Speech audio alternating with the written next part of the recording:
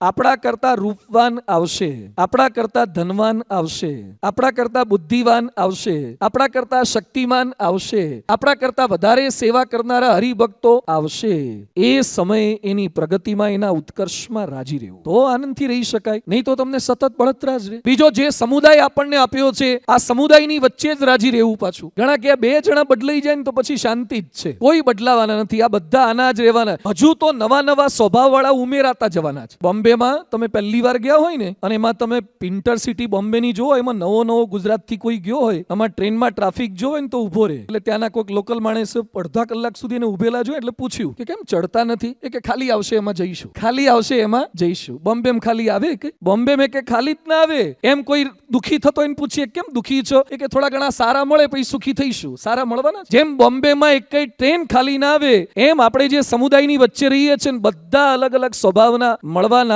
જ. એની વચ્ચે રાજી રહેતા શીખવાનું છે.